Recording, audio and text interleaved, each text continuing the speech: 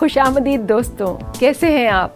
मैं गुंजन गोयला अक्सर रसोई में आप सभी का एक बार तहे दिल से इस्तकबाल करती हूँ। इस शो के ज़रिए हम आपको कई तरह के लजीज पकवान बनाना सिखाते हैं। तो चलिए इसी सिलसिले को जारी रखते हुए आज हम बनाते हैं वेजिटेबल कोरमा। सबसे पहले मिक्सी में हम इसको पीसेंगे, यानी कि थोड़ा सा नारियल आप लीजिए, कोई 1/4 कप,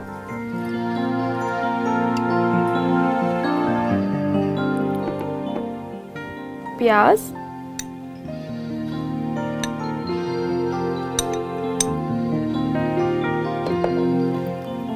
अदरक,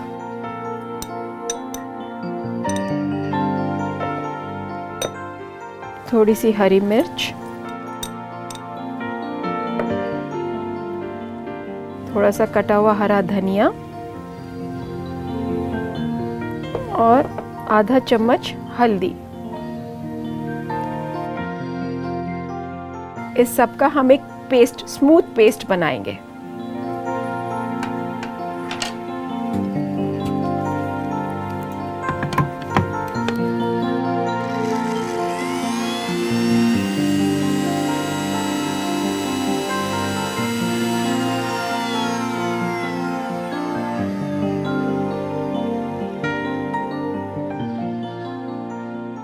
तो आइए देखते हैं कि हमारा पेस्ट कैसा बना। ये बिल्कुल सही है, बिल्कुल स्मूथ पेस्ट बनाइए। क्योंकि आपने इसमें हल्दी और हरा धनिया डाला था तो कितना खूबसूरत रंग निकल के आया है। इसे हम एक छोटे से बोल में निकालते हैं।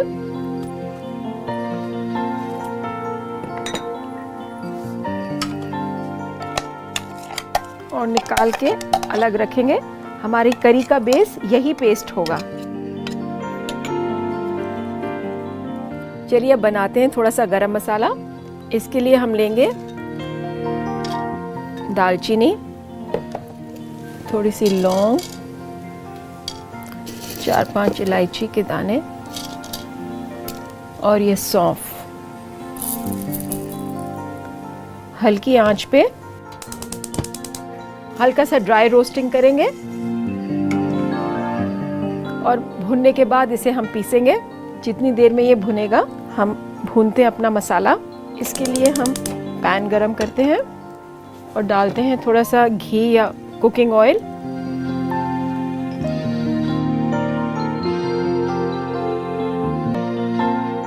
तो ये घी गरम हो गया है। इसमें हम डालेंगे थोड़ा सा तेज पत्ता। इसको एक बार हल्के से सौते करिए।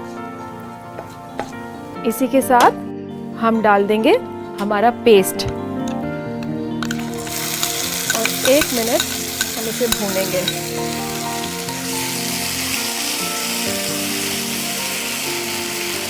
इसमें आप चाहें तो थोड़ा सा पानी डाल सकते हैं।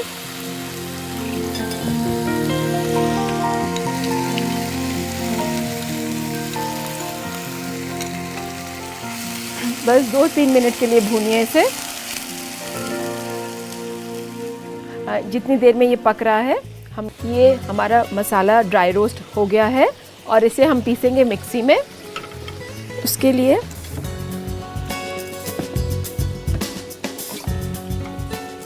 इसको हम निकाल के इसमें पीसते हैं।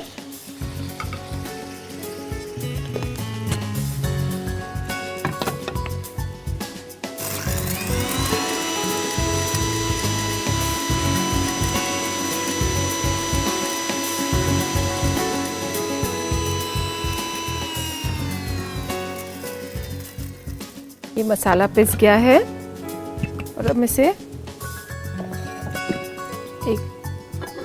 प्लेट में या किसी में निकालते हैं। एक प्लेट में निकालते हैं।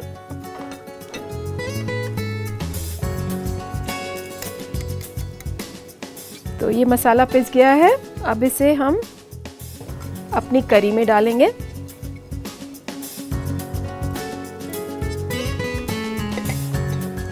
ये जो वेजिटेबल्स हमने काट के रखी हुई हैं, इसे हम करेंगे पार बॉयल।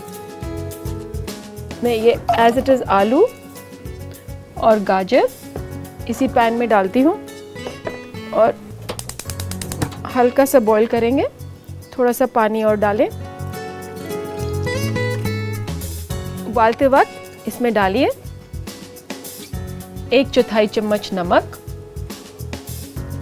और हम इसे करेंगे कवर। दोस्तों, पार बॉईल का मतलब होता है हल्का सा बॉईल, और जो इसका स्टॉक बनेगा, स्टॉक उसे कहते हैं जो पानी जिसमें ये उबाला जा रहा है, तो जो इसका रेजिड्यू यानी जो इसका बचा हुआ पानी, उसको हम वेजिटेबल स्टॉक बोलते हैं। उसी समेत हम इस करी में डालेंगे जो कि एक ग्रेवी बनेगी। अभी हमने इस बेस को यानी कोकोनट पेस्ट को इतनी अच्छी तरह भूना है और ये हो गया है ड्राई, तो इस स्टॉक से इसमें करी का बेस आएगा।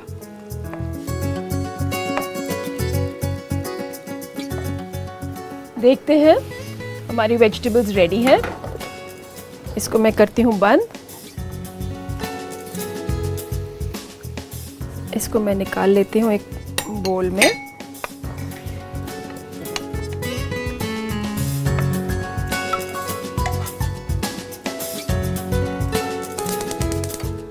अब हम पैन में पार बॉईल करेंगे अपनी बीन्स।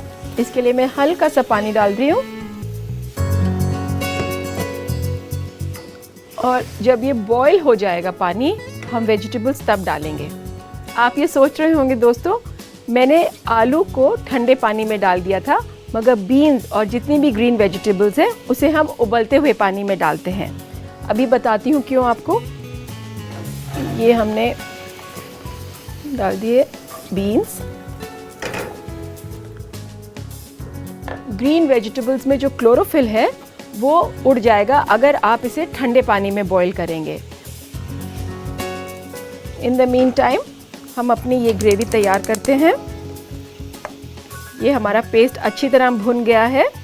अब हम इसमें डालेंगे चॉप्ड टोमेटोज।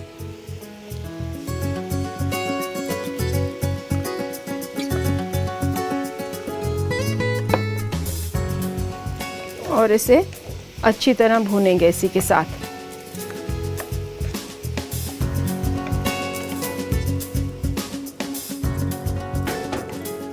इसे भी हमें अल डांते बनाना है, तो इसे चलाते रहें और चेक करिए कि वेजिटेबल ओवर कुक ना हो जाए।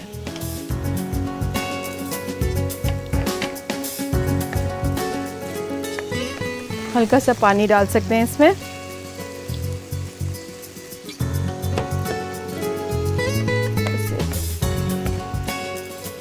दो 4 मिनट और पकाइए ताकि टमाटर इसमें ज़ब्त हो जाए। दोस्तों, हमारा ये वेजिटेबल ऑलमोस्ट डन है। इसे मैं गैस बंद करती हूँ और इसको निकाल लेती हूँ बाकी वेजिटेबल्स के साथ।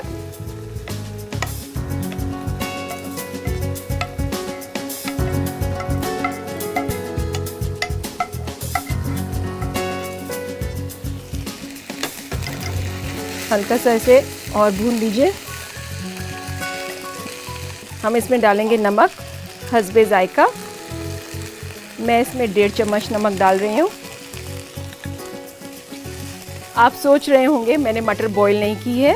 ये मटर हमने ऑलरेडी ब्लांच की हुई है। ये भी मैं इसी के साथ मिलाती हूँ।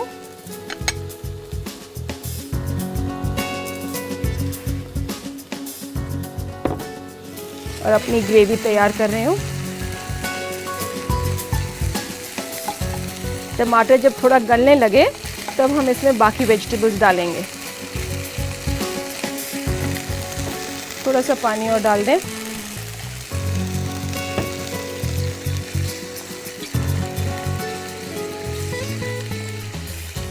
ये ग्रेवी ऑलमोस्ट रेडी है हमारी।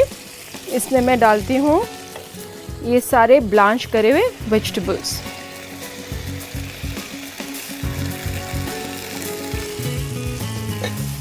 बस क्योंकि हमारी करी भी पकी हुई है और वेजिटेबल्स भी प्री कुक्ड हैं, हमें बस 1 या 2 मिनट और पकाना है ताकि करी और वेजिटेबल आपस में ज़ब्त हो जाएं।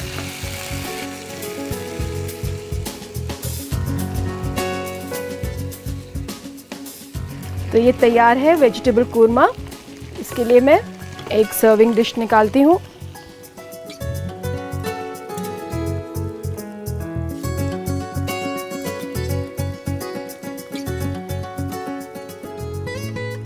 इसे आप ब्रेड के साथ, चपाती या राइस के साथ सर्व करें। अच्छा कॉम्बिनेशन है ये और ड्राई वेजिटेबल है और आप देखेंगे इसमें तकरीबन सारी वेजिटेबल्स आ गई।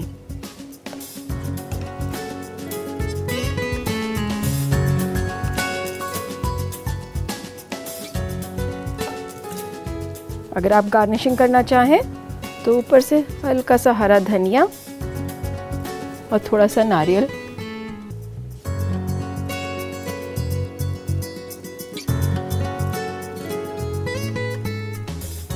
तो लीजिए साहब, तैयार है वेजिटेबल कोरमा।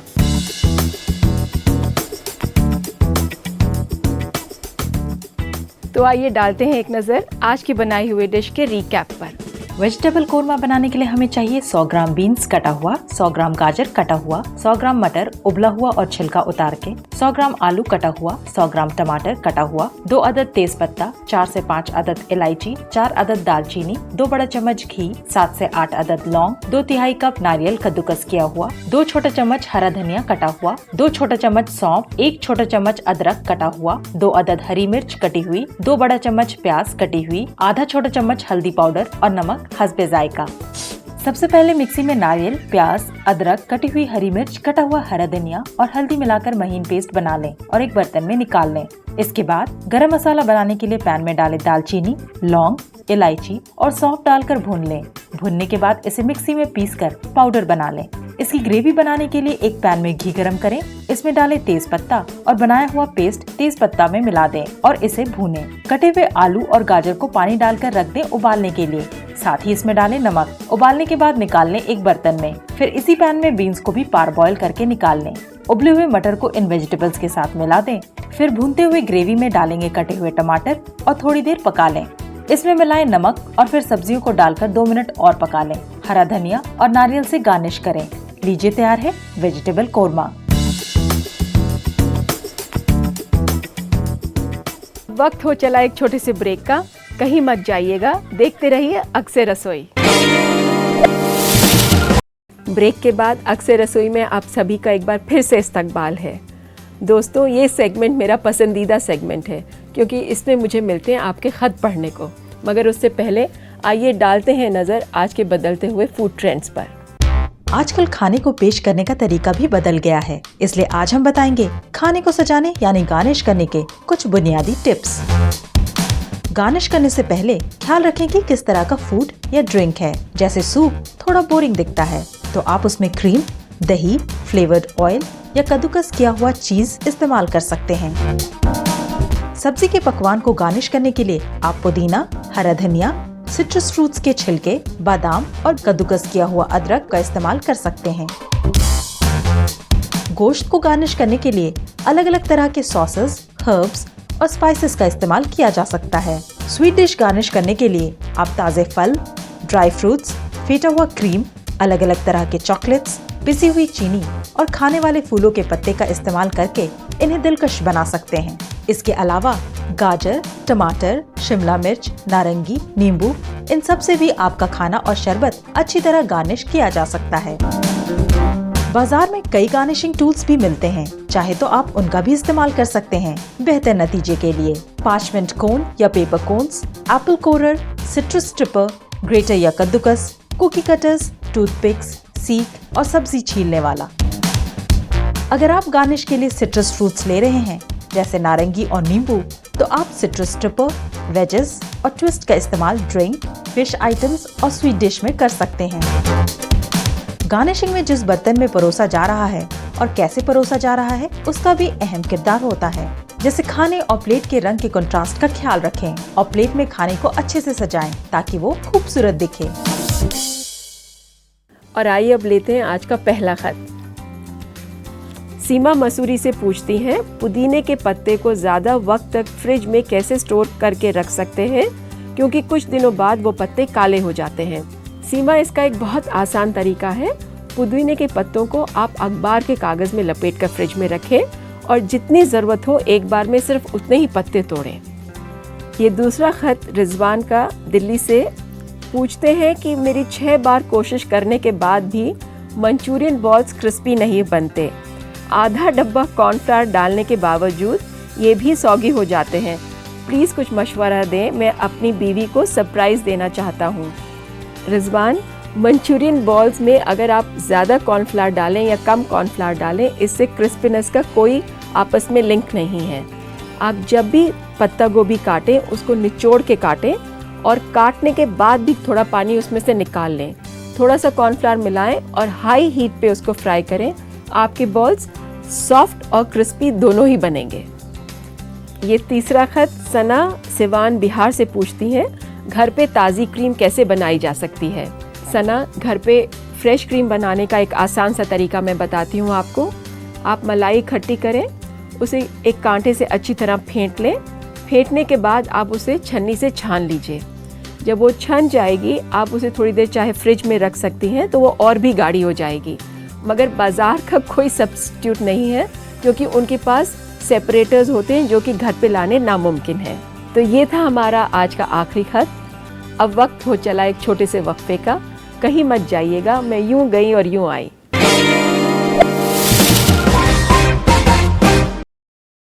ब्रेक के बाद मैं गुंजन गोयला अक्सर रसोई में आप सभी का एक बार फिर से इस्तकबाल करती हूँ। ब्रेक से पहले हमने बनाया था वेजिटेबल कोरमा और अब बारी है ऑरेंज एंड स्पिनच सैलेड की। तो आइए शुरू करते हैं सैलेड। स्पिनच को थोड़ी देर पहले आप साफ करिए ठंडे पानी से और उसको थोड़ी देर बर्फ़ के पानी में भिगो दीजिए ताकि आपका सैलेड क्रिस्प रहे। जितना ठंडे पानी में आप रखेंगे सैलेड अपना क्रिस्पनेस लेगा और उतनी देर उसकी ताजगी भी बरकरार रहेगी। इसको हम डालते हैं एक बड़े बोल में।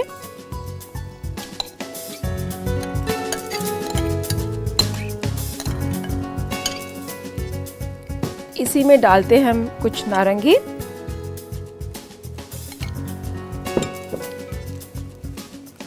सच मानिए सैलेड एक अपनी ओन क्रिएटिविटी है।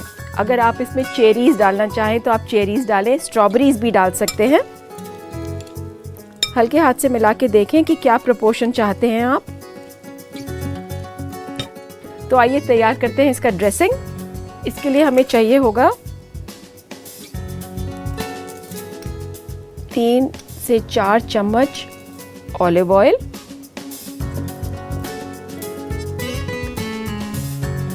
थोड़ा सा विनेगर,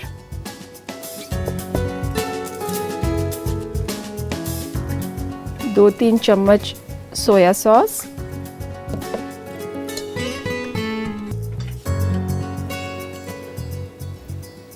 1-1.5 चम्मच चीनी, आधा चम्मच के करीब काली मिर्च पिसी हुई, नमक हस्बे जायका, मैं इसमें आधा चम्मच पौना चम्मच के करीब ले रही हूँ और इसको अब मिला लीजिए अच्छी तरह। आप चाहें तो इसे मिक्सी में भी मिला सकती हैं। आप चाहें तो आप इसमें मॉल्ट विनेगर यूज़ कर सकते हैं। आप इसमें कुछ हर्ब्स डालना चाहें तो आप हर्ब्स भी डालें। और इसमें अब डालती हूँ सैलेड में, हल्के हाथ से मिलाएं इसे। दोस्तों जैसा देख रहे हैं आप, ये गार्निशिंग और ड्रेसिंग डालने के बाद सैलेड थोड़ा सा मुरझा जाता है। तो इसका बेस्ट यूसेज यही है कि आप जैसे बनाएं आप फ़ौरन कंज्यूम करें। इसमें क्रंच लाने के लिए मैंने ये बादाम रोस्ट किए हुए हैं, इसको मैं 2 टुकड़ों में तोड़ के इस तरह डाल रही हूँ। आप चाहें तो फाइन जूलियंस भी काट सकते हैं। क्योंकि मुझे मोटा बादाम पसंद है इसलिए मैं इसे हाथ से तोड़ रही हूँ। इसको मिलाएं। अगर आपके यहाँ मेहमान आ जाएं और आपके पास कोई नई डिश ना हो परोसने के लिए तो you can try this new dish. Let me serve it in a बोल।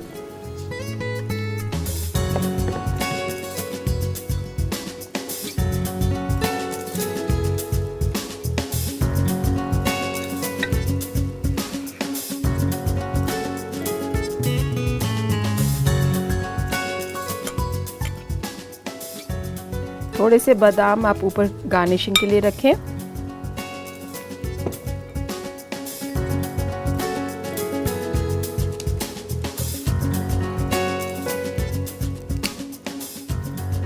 आपका ऑरेंज एंड स्पिनच सैलेड बिल्कुल तैयार है।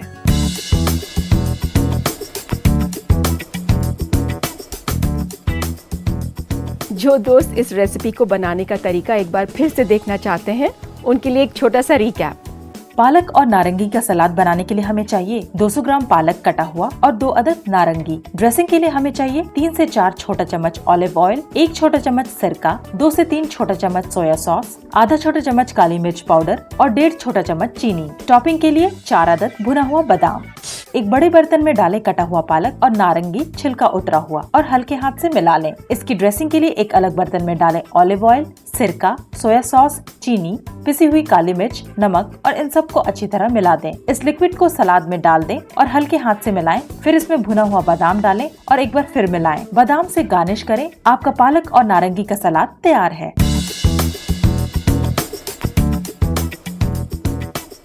उम्मीद है आपने नोट कर लिया होगा।